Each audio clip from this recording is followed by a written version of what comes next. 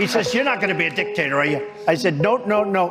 Other than day one." Il l'avait promis, il l'a fait et il ne s'est pas arrêté. Pendant sa campagne, Donald Trump avait prévenu qu'il serait un dictateur, mais juste pour 24 heures. Sauf que là, ça fait 10 jours et c'est toujours le cas.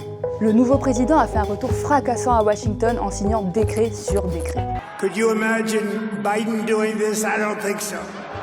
Pour n'en citer que quelques-uns, la fin du droit du sol, le retrait des États-Unis de l'OMS et de l'accord de Paris et déclarer l'état d'urgence à la frontière avec le Mexique. Ces images du milliardaire en train de signer des décrets entouré de ses conseillers, on les avait déjà vues. C'était il y a 8 ans, en 2017. Dès le premier jour, il avait mis fin à l'Obamacare, retiré les États-Unis de l'accord de partenariat transpacifique et suspendu les fonds fédéraux destinés aux ONG qui soutenaient l'avortement. Mais alors, le Trump version 2025 est-il juste une copie du Trump de 2017 ? Ce sont 10 premiers jours qui sont beaucoup plus offensifs, qui sont beaucoup plus symboliques et où il assoit son pouvoir de manière beaucoup plus manifeste. Il envoie qu'il a déclaré la guerre aux démocrates et au progressisme de manière beaucoup plus approfondie, beaucoup plus préparée par ses soutiens depuis plusieurs années que lors du premier mandat, qui n'était pas aussi fulgurant. Et pour cause, il s'est mieux entouré.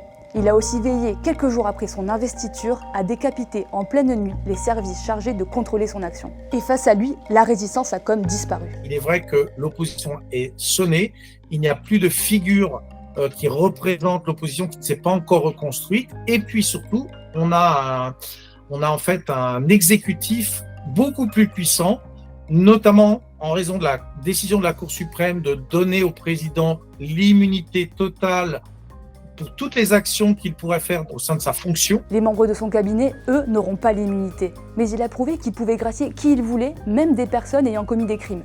Il pourrait donc en faire de même pour couvrir ses collaborateurs. Bref, Donald Trump est de retour et il semble plus puissant que jamais. On voit qu'on a là en fait un président qui est sûr de lui, qui se voit comme un martyr, mais aussi un héros et le sauveur de la nation. Il s'est comparé d'ailleurs à une sorte de mission de sauveur religieux. Fort de sa mission quasi divine, Donald Trump a l'air bien déterminé à bouleverser complètement le destin des États-Unis.